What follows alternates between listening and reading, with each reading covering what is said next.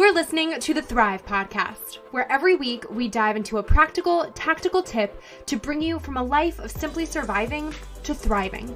It's personal development for the everyday girl who is done with coasting through her days, done with feeling like she's missing out on the deeper meaning of her own life, and done with mediocrity once and for all. Because it's not enough to simply survive. You deserve to thrive. Welcome back to Thrive. I hope your mind is ready to be blown because today's episode with Laura Martin is mind-blowingly interesting and ridiculously helpful. Laura is a certified IBS Nutrition Consultant and the founder of Healing to Happy. After years of having an eating disorder, Laura developed a laundry list of symptoms from IBS to hypo and hyperthyroidism, and she knew she wanted and needed a change. She became an expert in the GutBrain Connection and ended up in remission for her own symptoms before helping hundreds of other women heal their bodies and brains and live healthier, happier lifestyles. In this conversation, she deep dives into everything from what that gut-brain connection actually is, how to stop bloating, why restrictive eating or elimination diets are actually the worst, and some quick tips for what to do instead so that you actually enjoy eating again. And yes, that means pizza and your favorite cookies too. This episode does come with a trigger warning as we do mention some more sensitive topics like eating disorders.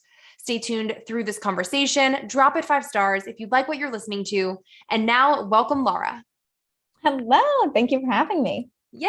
I'm so happy you're here. So you are, let's get this right, a certified IBS nutrition consultant and the founder of Healing to Happy, which is such a cool company.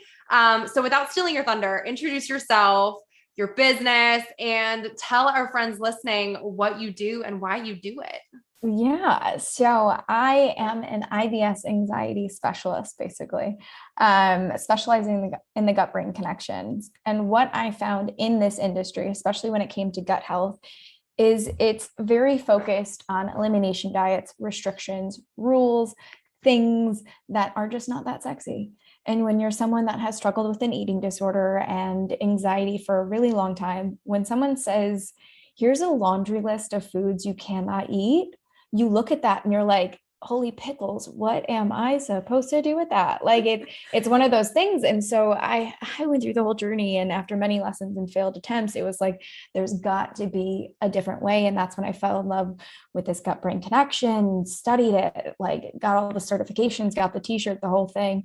And I realized it's still such a new field, right? Like there's so many misconceptions. There's so many like new studies that even then that can be overwhelming. So I wanted to create something that's felt more like a home, a sisterhood, a community, something where you could come and talk about your mental health, where you could talk about your gut health, because you don't really get that in this world. Like we love to talk about money and the things that we're doing and like all that sexy stuff. But when we're talking about like poop and our mental health, it's like, don't really want to do that. It's so true. Okay. So if you'd be willing, take us back even further, because you mentioned how this all kind of started back when you had an eating disorder yourself. So if you would be willing, share more about that and what your life was like in that time that really ended up being kind of like the catalyst for, all right, something's got to change, that kind of put you on this much healthier journey. Yeah. So at the age of 22, I had unexpectedly lost my mom, and I didn't know how to cope with that.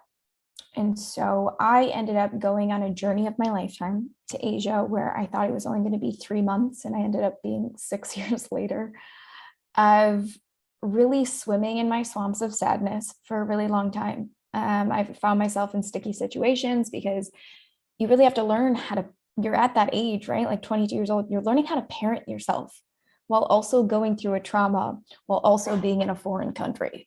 Like it's this whole slew of like, yeah, we're probably not going to hit this out of the park the first time. And so to deal with the trauma, I fell into this disordered relationship with food. I had an eating disorder since I was 13. Like that was my standard. I'm an empath.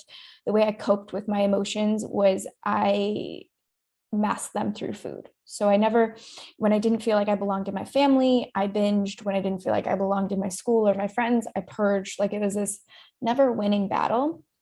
but that was my standard, right? Like I didn't know any better. We didn't talk about it, like all those kind of things. And so when life hit me on the head, I was like, oh, okay. And so I went down the spiral for about 2 years. So about 24 is when I sat there and I was like, you know what?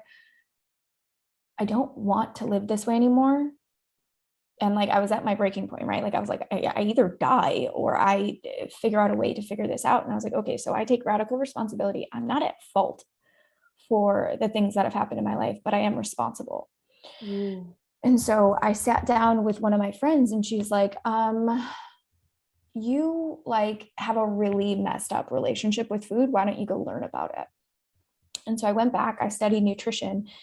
And what I found when I was studying was the same thing, all the elimination diets, all the restrictions, all the rules. And I tested every single one of them because if I'm obsessing about health and nutrition, I don't have to think about the trauma, right? Like it just, I went a different way with food. It wasn't that I was binging and purging anymore. I became orthorexic and obsessed. And in the name of health, right? And that's usually what people get into, whether it's fitness, whether it's nutrition, we become obsessed with it when we first get hit with it because it's saving us. And then all my health issues arised. So I had IBS, so irritable bowel syndrome. I had hyperthyroidism, then hypothyroidism.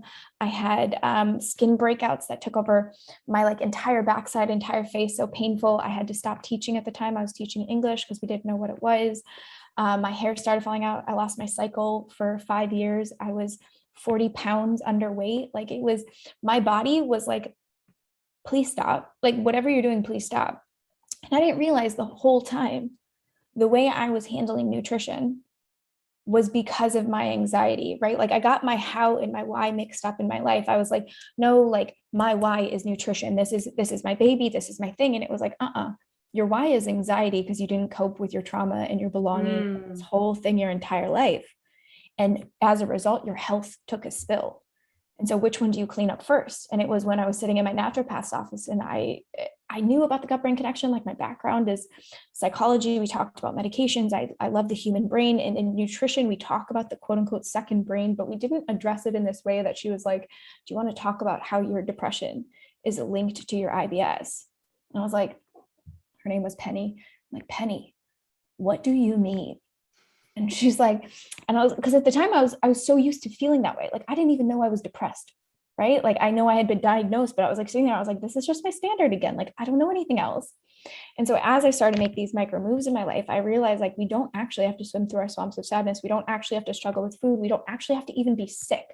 Like these things are just words, like they're diagnosis, but we tend to cling to them and we cling to this in identity and we get so wrapped up in it that we realize food becomes this obsession because we don't want to think about anything else. And really, when we get out of that fight or flight, our body can finally catch up. Like nutrition is important, but that is not the only thing. And that's what birthed Healing to Happy. And, you know, I started traveling around Asia and speaking on stages and doing that whole kind of thing. And it was just because people saw what I was doing, because again, no one talks about mental health, specifically not in Asia. Like that's not a thing. And so it just kind of steamboated from there. And I realized I was, you know, saving my own life. And since I did that, I can now help others. And it just has become this beautiful thing that has a spirit of its own now. Yeah, it's truly incredible. So for people who don't know, talk to us about the gut-brain connection and what that is, because you know basically everything there is to possibly know about it. And there's probably people listening who are like, huh, my gut's connected to my brain? Like what?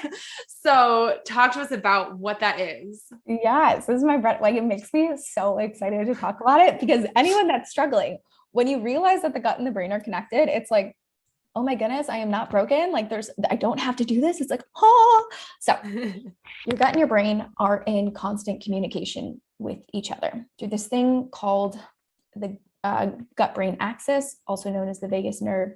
It gives off these things called action potentials, where you don't have to tell your lungs to breathe, your food to digest, your heart to beat, any of that stuff. It does it entirely on its own through this thing called the enteric nervous system. So that's one reason it's called the second brain.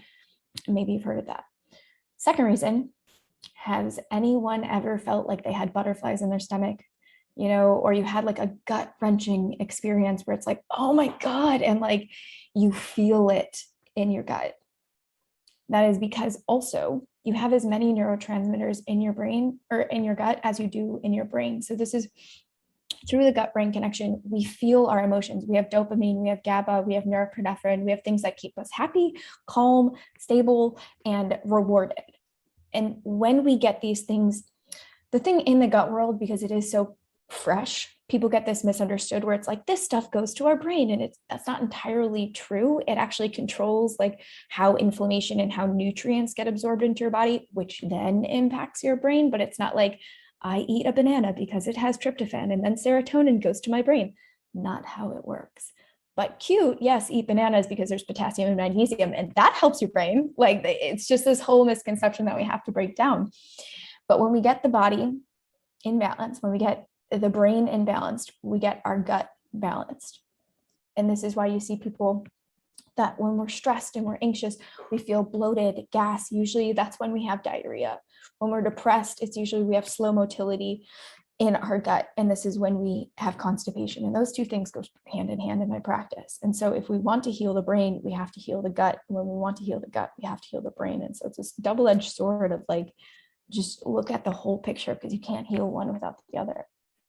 Man, it makes so much sense. So then how does that then tie to mental health, anxiety? Like, you kind of started going into that just there, but then if people are, maybe if you kind of feel more of the physical manifestations more noticeably, maybe if it's coming from your gut, where like you said, you feel constipated or you have diarrhea or whatever, but what happens then if it's on the flip side where maybe you don't have the gut symptoms yet, but you have the mental symptoms, and maybe they're connected to your gut, maybe they're not, you're trying to figure it out. How does that tie together then?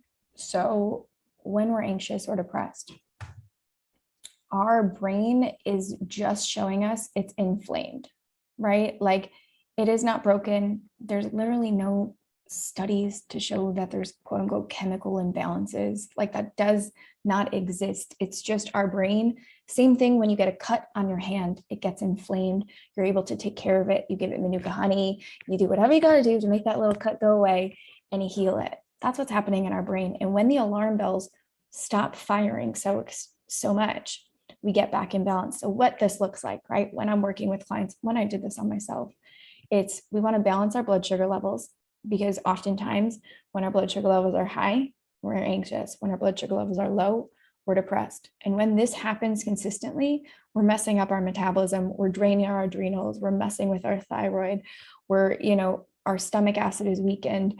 This is when we start to get other ailments, because I don't know anyone that has anxiety and depression that doesn't have anything else.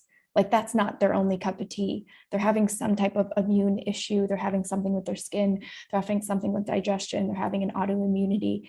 There's something else. And there's a reason, because your body is stuck in this, holy pickles, something's going wrong. I'm going to stay in fight or flight. So my blood flow, because of the enteric nervous system, is going to send it to my other survival organs. It's going to send it to my brain. It's going to send it to my muscles, my heart, my lungs. And it's not going to go to the other areas that don't quote unquote need it as much, which is generally our hormones or our digestion, because those are the things, if a saber-toothed tiger back in the day was chasing us, we don't need to be pooping and we don't need to be making babies. Like, it just wasn't a thing. And so this is why often when you have anxiety, it starts there. Like, we experience anxiety from time to time. I'm talking about, and depression, but I'm talking about the chronic, right? Like the things that go on for months, and you're like, what is going on here? And like, how do I fix this naturally without being stuck on medications and things? That's when we have to start looking at organs. We can't just look at the brain. We can't just look at serotonin. We can't just look at GABA and norepinephrine. We have to look at, why is our body freaking out right now? And how do we calm it down so these alarm bells stop spazzing out for a bit? It makes so much sense too, because our bodies are so complex and are so systemized. So if you think of it like that, and not just, okay, one thing has an alarm bell going off and that's it. Like, of course, now it seems like common sense. Like, of course, everything is connected, and it makes so much sense to look at the surrounding area and not just the one thing that you think it is. So I think you just put that in such a good way. I feel I'm like nerding out over here. Can you give us, you mentioned bloating earlier. Can you give us some quick tips on bloating? Like, is there a way to pinpoint why you're bloated or what triggered it? Since now we know things are connected.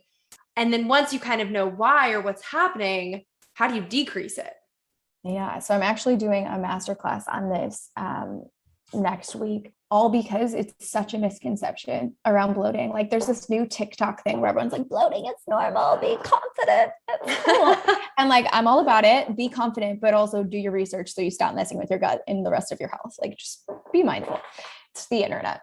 So when it comes to bloating, it's something in our body is giving off a gas that our body does not like. So we have to start to pinpoint, where is that happening? Usually with my clients, it's more lifestyle than it is nutrition. And like, before we do anything, before we waste our money on these analysis and tests and things like that, how are you eating? Are you chewing your food enough? Are you actually eating consistently? Like, is your schedule consistent? Because if you're not, if you're one of those people that some days you forget to eat, and by the time you get to dinner, you're like, holy heck, all I've had today is a cracker. Like, what is going on with me? And then the next day you're grazing all day long. Like, your body is like, what the heck are you doing to me? Like, there's no consistency here. So I'm going to spaz out and I'm going to bloat anytime you even breathe an air particle. Like, that's what's going to happen there.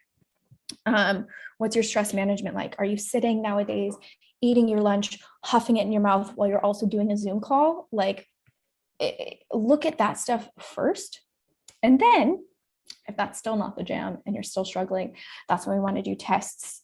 That's when we want to go check that there's nothing deeper going on, because when it comes to your gut health, you want to test, not guess. But here's also the thing.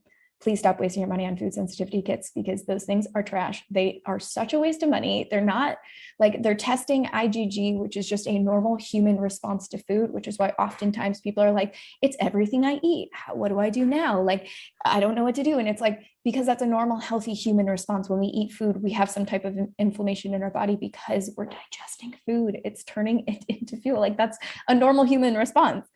But so things I'm talking about, like stool analysis, making sure there's no SIBO, making sure like the gut is still impaired, making sure there's no candida, yeast, parasites, things like that. And then from there, work with a practitioner to restore your metabolism. Because if it's something that's chronic, but those tests aren't showing up, then it's just a metabolic issue when it comes to like stomach acid and secretion and things like that. Sorry, that was super long-winded, but wanted to cover it all there. Good and so true. And it's funny, what you said is so spot on, because it's funny, come to think of it, how many people that I have just in passing conversation heard say like, oh yeah, I did this test and now apparently I have a sensitivity to gluten and I have a sensitivity to soy and dairy. And people are like rapidly cutting out food groups because they all of a sudden think that they're allergic to everything or sensitive to everything, and that the solution is just eliminating all of it. And I'm sure in some situations that's, you know, a legitimate sensitivity, but it's so interesting hearing you say that too, because I wonder how many times people are just cutting things out, not having to cut things out. And I had to go dairy free for a hot second after my daughter was born because of her needs. And man, that was freaking difficult. So for people who do that all the time, I'm like, oh God, sweet Jesus, that is, I pity you, because it's really hard having to cut out an entire food group. And then if you find out you don't even need to cut out the food group, ooh, I would be salty. And it's a whole like thing that I see in my world is people will come to me. They've eliminated all these foods. This whole vibe, right? And I did the same thing. And then they'll come to me and they'll be like, I don't know what's wrong. I've cut everything out from this list. Like I've done the elimination diet. I don't know. And then they're sitting there and they're blaming themselves. I've got to just be more strict. I better cut out like nightshades or legumes or lectins. And I'm like, if that's like the whole thing with restricting, we should not be restricting without reason. If we're not like, I'm not saying if you're like getting bloated from garlic, I'm not sitting here being like, yeah, keep eating that garlic. That's a good idea. It's like, no, that's painful. Stop eating it. But remove that food, but also do the work to figure out why your digestive enzymes aren't digesting that food.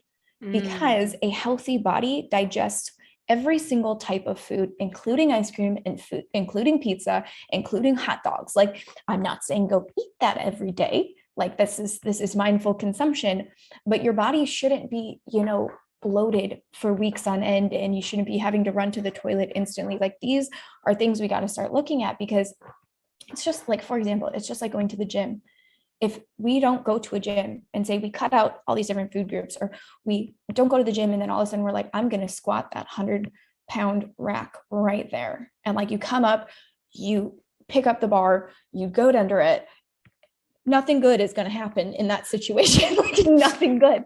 That's the same thing where it's like, I've cut out all these foods and you know what? Nothing's working. And now I'm just going to go eat whatever I want now. I'm going to get that pizza. And then you're like, I'm so bloated. I'm set back. It's like, no, duh. You don't have the enzymes in your gut anymore to break down those foods. Even like people with that have like histamine intolerance and lactose intolerance.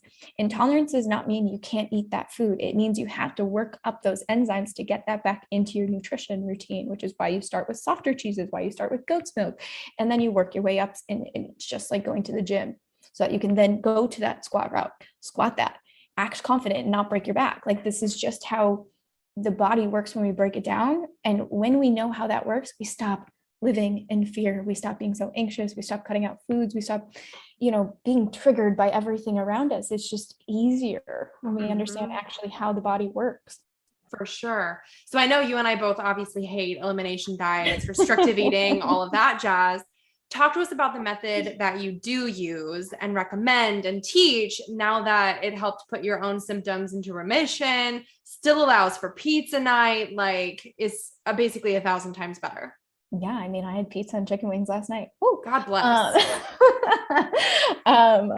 So I teach the free method and I use this if it's anxiety nutrition or metabolic and IBS restoration, same thing. Free stands for foundations, reprogram, explore, evolve. So anything we do, we have to get to our foundation. This does not mean an elimination diet. This means, what are you doing every day? How do you feel about what you're doing every day? Do a self-audit. What are you eating? How are you feeling about what you're eating? What are you doing before and after you eat? What are you doing while you eat? What does this look like? Are you like, what does your plate actually look like? Because I don't know about you, no one taught me nutrition growing up. Like my parents just taught me how to hold a fork. Like that was, that was the extent of my knowledge of things. Or I took like home ec classes and learned how to burn a cake. Like I didn't learn about anything outside of, and then I got older, learned a little bit about macronutrients, like a carb, fat, protein, whatever, but still beyond that, I didn't know what my personal body needed beyond a calorie, right? Like none of that made sense to me. And so figure out your foundations. What does that mean? And then from there, we get to reprogram. We get to go see, okay, so what's going on? Where do we need to make some changes, right? Like what's the next right step in this to level it up? And when we're talking about the IBS and metabolism, the cool thing about our gut is the good bacteria literally eats the bad bacteria and turns it into good guys. We can reprogram anything we've done, even if we've been doing it for decades. Right? Like it's something we can fix. And when it comes to anxiety, we reprogram the neuroplasticity within our brain. Like the synapses in our brain can fire differently because we make different choices. And this is where we start to explore different options. That's nutrition, that's lifestyle, that's people we surround ourselves in, that's environments. We start to play around with it to figure out what works, because it's not like I tell you, go sit by a tree and you're like, wow, this is fabulous. I'm so in love with this. This is so fun. That might not work for you. Like you got to figure out what works for you so that then you evolve your lifestyle. And it is just a natural process. Like you don't think, like currently, I don't think about my routines in the morning when they used to be my saving grace. I don't think about, of course I love cooking and I love preparing things, especially like for my family and things like that. But like, it's just a natural process. Like I don't have to obsess about what my plate looks like or what I'm going to eat when I get out, or like what supplements do I have to take so I can go out to eat. Like I can just go enjoy pizza and chicken wings with my family and get a scoop of ice cream and then wake up today and be like, yeah, I'm good. Like I'm going to go about my normal routine and I know what works and what doesn't. And you're going to have to burn your hand a few times. And that's where people fall off. And this is why like masterminds or groups or accountability and all that kind of stuff is so important, because the whole point of recovering from anything is learning how to stand up again. Like you're going to burn your hand. You're going to do things that don't work. You're going to try something I say or someone else does, and you're going to be like, that doesn't really jive on with me. And then instead of letting your shadow sister come and fight you, you're actually able to sit there and be like, yeah, that just didn't work. What did I like? What didn't I like? What am I doing better next time? Like every single time something goes wrong in your life, those are the things that have to ask you. And that's what I teach you inside of just this 4-step method, whether it's anxiety, whether it's nutrition, it's just how to become the best you. without these fears or lack mentality. It's just like, oh, I'm free. Like, this is the whole point of being free. Yes. So with elimination off the table, what do you think people, if anything, do need to kind of consciously, intentionally add in to their everyday diets? Like, from everyone that you see, is it could you make a statement like, all right, across the board, we all need more fiber, or like, we all need more healthy fats, or like, all need more whole grains, more strawberries, like whatever the heck it might be? All of those things, but the unsexy foods are the things I add into my clients' diets, which are liver and organ meats. I know, right? If you don't like to eat them, I'll take a supplement, because the thing we're always trying to balance is our liver, our pancreas, our gallbladder, our heart, our things like that, right? Thing you're trying to replace, you get it from a source. I personally find it disgusting and I don't want to eat it. So I take it from a reasonable source, supplement brand that I'll take. And then root vegetables. So things that actually have like nourishing things that come from the ground and like under the ground. So I'm talking like carrots, sweet potatoes. Yes. Did I get it? Yes. Yes. And like things like that, because most of my clients have cut out carbs and they're in this feared state of being. And we need those root vegetables. They have such, like, think of it where they have like deep colors. Like, we need that back in our nutrition routine. And then same thing where it's like, we need healthy fats, right? Like, we need, just stop putting fake stuff in stuff. Like, stop trying to make fake butter a butter. Like, it's not butter. Please stop doing that. Like, get actual butter, just like our grandparents, not our ancestors. Like, we don't need to do that, but like our grandparents, go back to that. And once we get back to that basics, it's also, we probably need more calories than what we're eating, oftentimes than not. Like, we got to stop going with this 12,000 calorie or 1,200 calorie vibe. Like, get up to the 2,000 range. Usually if you've been in a deficit for a while, you might have to gain some healthy weight to get your body back into balance.